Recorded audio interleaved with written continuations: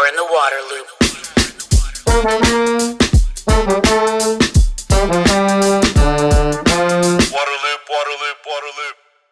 Waterloop is made possible in part by grants from Spring Point Partners and the Walton Family Foundation. Waterloop. Hi, this is Travis with Waterloop. I'm a huge fan of High Sierra showerheads for many reasons, including how they are incredibly water efficient, they provide tremendous water pressure, and they're made from solid metal with no plastic parts. I also love supporting a small business that's based in the High Sierra foothills, where their team designs and assembles all of the showerheads with parts from suppliers in California. This is a U.S. company. I've spent time talking with owner David Malcolm. He's concerned about the pressures facing our water resources and wants to make a difference. That's why he's focused his company on water conservation and energy efficiency.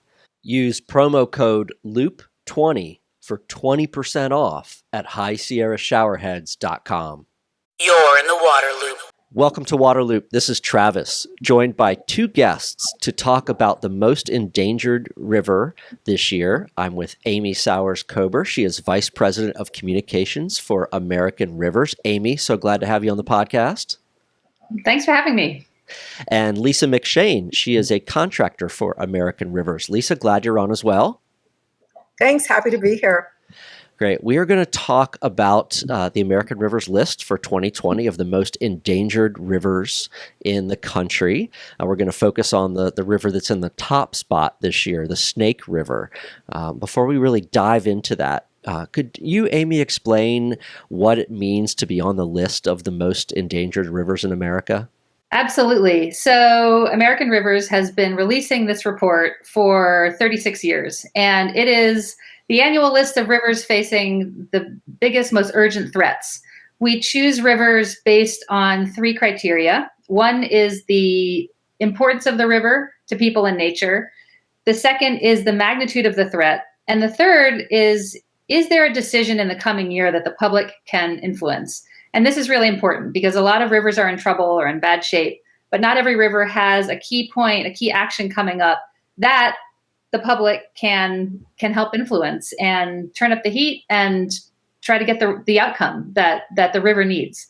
And on the Snake, you've got this incredible confluence of a serious threat, the need for urgent action, and this incredible opportunity for a transformational, game-changing solution. I love that is such a big aspect of the criteria for the most endangered rivers. You know, when we were talking before, I was like, oh, I don't want to do just all doom and gloom here. What's the solution? And so I love that you identify rivers where there is a path forward. There's an opportunity to improve the health of that waterway. Before we dive into what the problems are on the Snake River, could one of you describe this place for people that might be listening around the country, around the world? Where is the Snake River? What's this river like? I'll tackle that. So the Snake River, particularly the portion that we're discussing, is largely in Washington State. It ends at the confluence with the Columbia in Pasco, Washington, and goes all the way over to Lewiston, Idaho. So it's southwest Washington. That's where the 4 dams are. It's a deep, beautiful, arid area, a deep canyon. I want to talk a little bit about why I'm involved, because that Sure. impacts this. My family are wheat farmers, and they ship their wheat on the Snake River. But I'm an environmentalist. I live in Western Washington, and I work for 2 tribes here. But I'm aware that my family shipped wheat before there were dams, and they will continue shipping wheat after there are dams. So the area around here, it's a pretty rural area. Agriculture is a big part of the region. The land it flows through in Washington is the Palouse. So it really is some of the most beautiful land in the world, with these deep, rolling, largely dryland wheat fields. Okay. All right. So why is the Snake River on the most endangered list this year, and why is it in the top spot? It's number 1.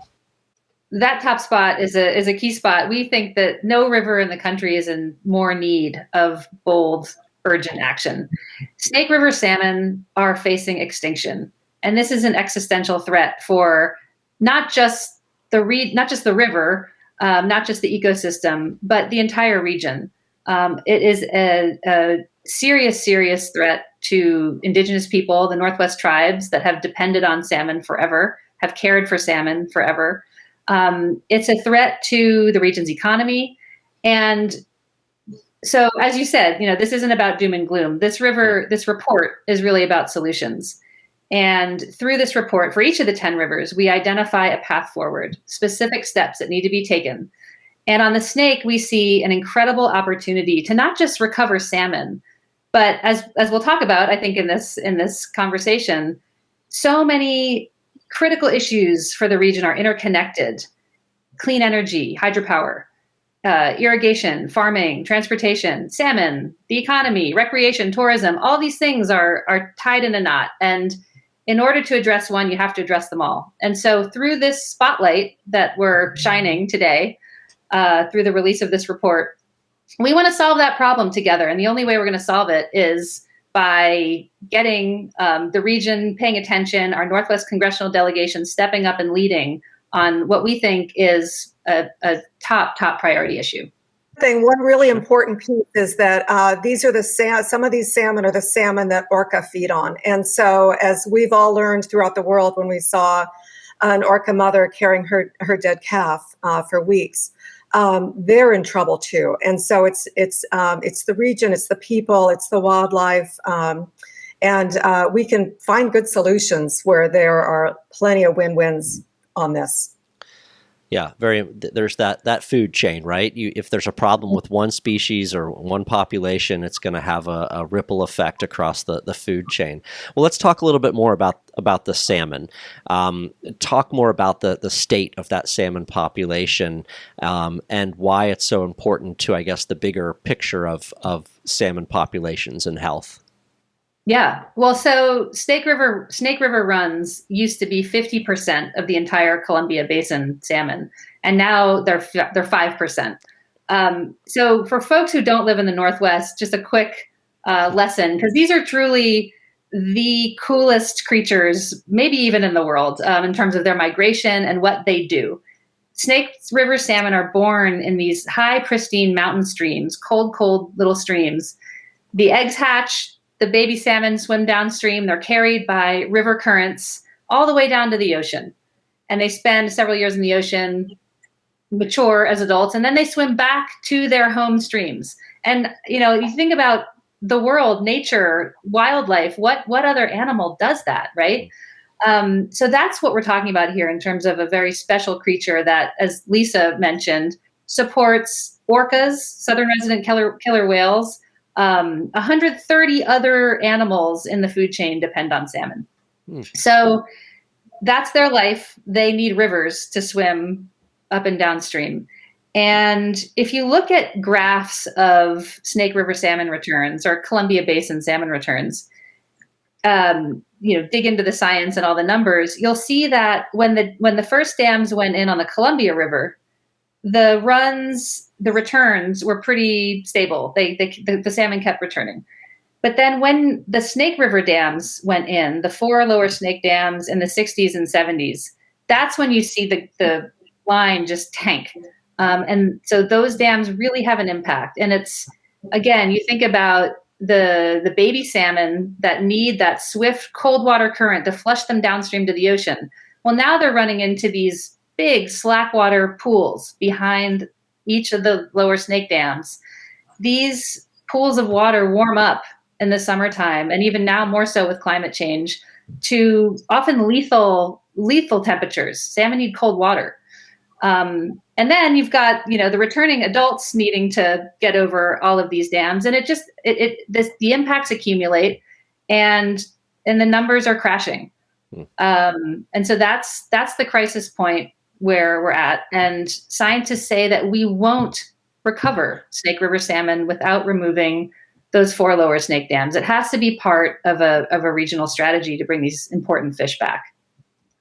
Lisa, maybe you could talk a little bit more about the indigenous people, the tribes in this area, and the role that salmon have historically played in their lives and their culture, and what the decline in this population of salmon has done to them.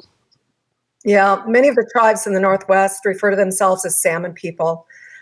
Salmon were their economy, were their, it's their food source. And it's a very nutritious, high value food source, as we all know. Um, one of the really important areas in the Northwest historically was Celilo Falls. That's an area in the Columbia Gorge that was flooded by a dam. We're not discussing taking that dam down, but it really shows how important the Snake River salmon runs were. Celilo Falls had a trading village there for over 15,000 years. And it was one of the largest trading centers if not the largest in North America. Historians referred to it as the Wall Street of the West because people came there from all over from Mexico to Alaska to trade goods. And what brought them there were the Snake River salmon runs. Those were tens of millions of salmon returning home every year through the Columbia Gorge and then through the Snake River Gorge, but to their, hundreds of miles of habitat upriver. And those were big salmon. They were, we don't see salmon like that anymore. I don't think we see them that large anywhere, but those salmon runs were the economy of the Pacific Northwest.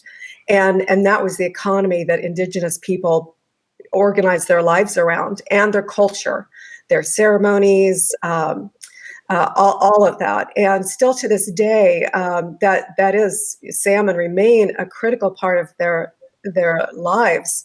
And if the salmon go, it's hard to see how Native people in this area, what their next, who they are after the salmon. Yeah. So here we have, as we look across our country more closely and closely, this is another real environmental justice situation where a group is suffering. Those 4 dams, what's their purpose? What do they actually do and provide? Yeah, they were, it was a bold, audacious, mid-20th century concept to turn Lewiston, Idaho into a seaport. Stepping back, you got to admit that's an idea. And and the booster behind it was, he worked for quite a long time to get funding in Congress for his idea, and it worked. But over time, it maybe wasn't the very best idea. Even setting aside the unintended consequences to the salmon runs. There were four dams designed to enable barges to get safely year-round up to Lewiston, Idaho for goods and services, but it never really it's declined. There's less barging all the time. Even grain shipment on those barges is down. Grain shipment out of the Northwest isn't down. It's that shipping on those barges is down. So, and a secondary purpose was for energy production. And I'd say a third one is irrigation. There is no flood control value to those dams. They don't control floodwaters. But there's, they irrigate 53,000 acres of farmland, largely potatoes and onions. And that is important. But that's also something that's, you can fix that problem with, an additional pipe down at the water. Mm-hmm. Well, I do want to pivot now to that whole solution side and the path forward. You mentioned that rivers on this list have to have some type of turning point that they're at, an opportunity to bring back the health. So what's before the Snake River right now? What's the opportunity? What's the path forward to turn things around? Well, it's a tremendous opportunity. So as I mentioned earlier, scientists say that we've got to remove the 4 lower snake dams to save Snake River salmon from extinction. We believe that any plan needs to replace the benefits of those dams because they are producing and providing important services. We've got to protect jobs. We've got to create economic opportunity. Congressman Mike Simpson from Idaho has proposed a potentially game-changing solution that includes dam removal and a whole suite of investments to not only keep things as they are in the region, but make things better in terms of infrastructure investment, clean water investments, jobs, transportation, irrigation, and clean energy. And I think really importantly, when he announced this package of solutions a couple months ago, he made the point to say, look, we have an opportunity as a region to do this now on our own terms and have control over the outcome. Or we can wait for somebody else to do it to us because the status quo isn't working. The salmon are going extinct. The region's energy system needs to be improved. So do we want another Congress or another judge to make these decisions for us, or do we do it ourselves on our terms? And I think that's really important as a region that we come together and craft a solution that is on our terms. And, Congressman Simpson's proposal isn't perfect, but it is a really, really strong start. And that's why we need the whole Northwest delegation to come together and move this forward. I also want to say something about sort of the cost of inaction. It's not just like, do we spend the $33.5 billion that Congressman Simpson is proposing or not? There is a huge cost, an even bigger cost to the status quo that we're living in right now, because the salmon will continue to fail toward extinction. We will continue to have broken commitments to Native American tribes. Electric rates will go up because there's just increasing uncertainty. We're going to lose like I mentioned, this multi-billion-dollar natural economic resource that salmon represent to this region. So when we're thinking about cost and what path makes sense going forward, I think it's important to really know what the choices are. What might that look like then if these dams come down and there are other choices made? You've mentioned how these are a source of energy, how there's jobs, how there's irrigation, there's even some amount of transport of goods.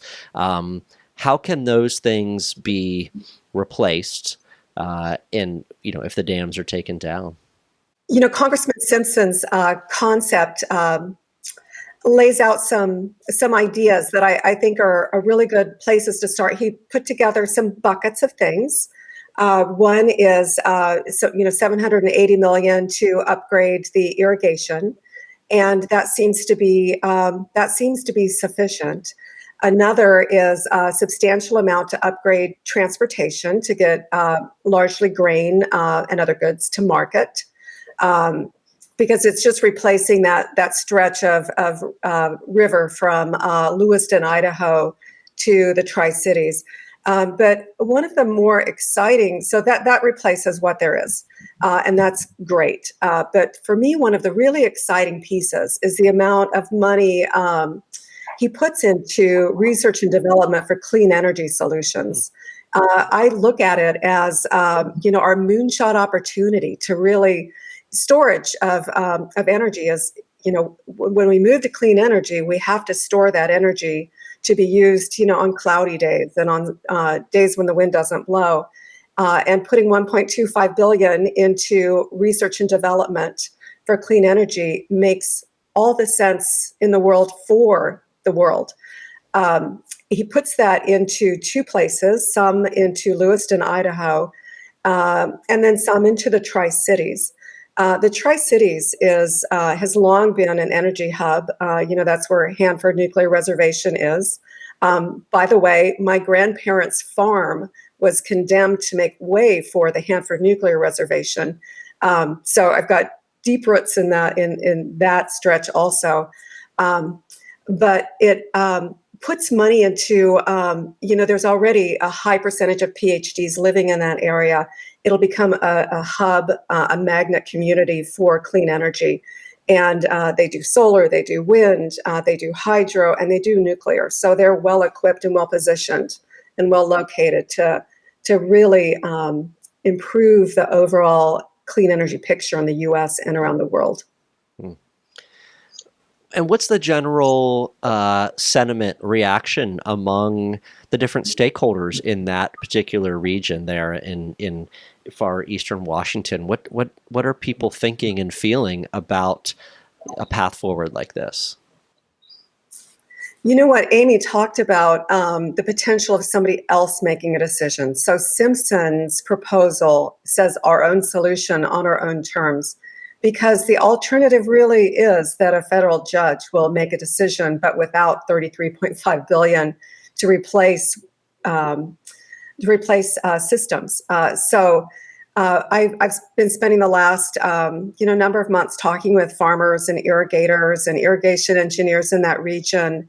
And I hear a willingness to have those conversations, an interest in being realistic about it and coming to the table before a decision is made about them. What I hear from people is that they would like to be part of making that decision, and they are thinking through the practical. How do they get? They're already pumping water 200 to 300 feet up. How do they get it another 100 feet? Should the river, the drawdown leave the river 100 feet lower? So people are grappling with it quietly. A lot of quiet conversations happening, and I think it's time for somewhat more public conversations to be happening about this. Well, one thing we've seen time and again at American Rivers. I mean, we've always been about pragmatic problem solving, and one lesson that we've taken from other big complex river issues in other places around the country is we've really got to work to meet each other's needs. When you can come together, there's always all these different interests and stakeholders, and when you can start trying to solve each other's problems, that's when you get to the really lasting solution. And so that's what we're trying to do here on the Snake. Sure. Well, by being placed in the #1 spot on the most endangered rivers list, that will certainly elevate the conversation around this, I think, in a manner you all are looking for. And I know that there's been a lot more dams coming down around the country the past few years, and so it seems like there's momentum behind that would help in this situation too. I've never been to the Snake River. Like you said, Lisa, the pictures I've seen, it looks like a beautiful place. Have to make my way out there at some point. But Amy and Lisa, thank you both for the information, for the conversation perspective. I look forward to following what happens. Thanks for having us, and folks can visit our website at americanrivers.org to learn more. Thank you very much. Waterloop. Thanks, everyone, for listening to today's episode. A special thanks to Waterloop supporters Spring Point Partners and the Walton Family Foundation. The Waterloop podcast is sponsored by High Sierra Showerheads, the smart, stylish way to save energy, water, and money while enjoying a powerful shower. Save 20% with promo code WATERLOOP at highsierrashowerheads.com. If you like Waterloop, please subscribe to the YouTube channel or your favorite podcast platform. Follow us on social media and visit waterloop.org to sign up for updates. Waterloop, Waterloop, Waterloop. Waterloop, Waterloop, Waterloop.